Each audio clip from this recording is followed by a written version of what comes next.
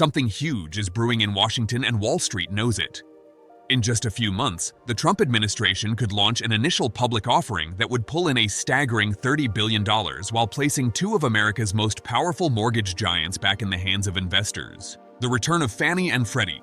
Fannie Mae and Freddie Mac are no strangers to the spotlight. These two government-sponsored enterprises, known for decades as the backbone of America's mortgage system, were created to make housing finance more accessible. Fannie Mae, officially the Federal National Mortgage Association, has been around since 1938, purchasing mortgages from lenders, turning them into mortgage-backed securities, and selling those to investors. Freddie Mac, or the Federal Home Loan Mortgage Corporation, does the same. Together, they keep mortgage money flowing, helping millions of Americans buy homes. But in September 2008, during the global financial crisis, the U.S. government took control. Both firms were placed under federal conservatorship to prevent a housing market collapse. Since then, the Federal Housing Finance Agency has held the reins, overseeing every move. For years, lawmakers have debated how and when to return these companies to private hands. Many tried, none succeeded. Trump's high-stakes IPO plan. Now that could change. According to the Wall Street Journal, the Trump administration is preparing to sell between 5% and 15% of Fannie and Freddie's stock later this year.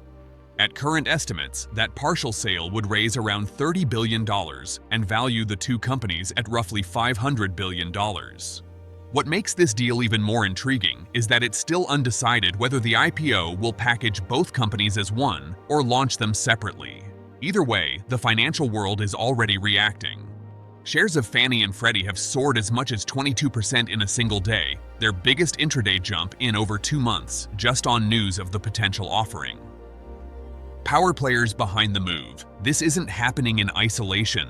FHFA Director Bill Polt, Commerce Secretary Howard Lutnick, and Treasury Secretary Scott Bessent have all been in the room with President Trump. They've met with top executives from 6 of the nation's largest banks, working through how to pull off a deal of this scale without rattling the housing market. And while Trump has publicly said since May that he's giving very serious consideration to bringing the mortgage giants public, Polta has hinted they might still remain under conservatorship during the IPO process. That means the government could keep a tight grip even while selling a significant stake to the public. Why now? Timing is everything in the markets, and right now, the housing finance world is in a rare position. Mortgage rates, which have been painfully high for the past 2 years, are finally dipping. Freddie Mac reports that the average 30-year fixed mortgage rate has fallen to 6.63%, down from 6.72% just a week earlier. The 15-year fixed rate has dropped to 5.75% from 5.85%. These are the lowest levels in 4 months, offering some relief to buyers who've been priced out by soaring financing costs. Still, the housing market remains sluggish. Sales hit their lowest level in nearly 30 years last year, and many analysts believe a shakeup like the public reintroduction of Fannie and Freddie could energize the sector. The political stakes. For Republicans, ending or at least loosening federal control over Fannie and Freddie has been a goal for years. During Trump's first term, former FHFA Director Mark Calabria introduced reforms to pave the way for privatization, but they never fully took hold. Now Trump's team sees the IPO as a way to advance that agenda while also generating a massive cash infusion for the U.S. government. Advocates say the sale could help reduce the national deficit and return billions to taxpayers. Critics, however, warn that removing the explicit government backstop provided under conservatorship could raise mortgage rates in the short term. Without that safety net, the risk profile of the mortgage-backed securities they issue could change, impacting lenders, borrowers, and the broader economy. Institutional investors will likely be lining up for a piece of the action. But it's not just about the size of the deal, it's about the uncertainty that comes with it. How much control will the government still have after the IPO? Will new shareholders have real influence over corporate strategy? And what will this mean for mortgage affordability? These are the questions traders, bankers, and policymakers are already debating. A hybrid future? One possibility on the table is a hybrid model. In this setup, the government would still maintain significant oversight and possibly a controlling stake, while the public would own a substantial minority position. That could offer the best of both worlds: fresh capital and market discipline from private investors, paired with the stability and oversight of federal conservatorship.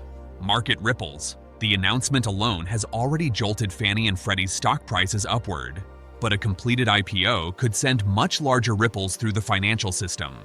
If the offering performs well, it could boost confidence in the housing sector, encourage lending, and signal a new chapter for the mortgage market. If it stumbles, it could reignite old fears about the stability of housing finance fears that date back to the 2008 crash. The stakes go beyond just Fannie and Freddie. Mortgage lenders, real estate agents, home builders, and millions of homeowners could feel the impact of changes to these two giants' structure and market role. Even small shifts in mortgage rates or loan availability could ripple out across the economy. A defining financial moment. The last time these companies made major headlines, the world was in financial chaos. This time, the story is different, but no less significant. An IPO of this scale, under the leadership of a sitting president, is rare. It's not just a financial event, it's a political and economic statement. Trump is positioning this move as a win for taxpayers, a step toward fiscal responsibility, and a way to restore market discipline to the housing finance system. Whether it's seen that way in the long run will depend on how the IPO is structured, how the market reacts, and how mortgage rates behave in the months that follow. So, will this be remembered as one of Trump's greatest financial plays, or a gamble that reshaped the housing market in ways no one saw coming? Let us know your thoughts in the comments.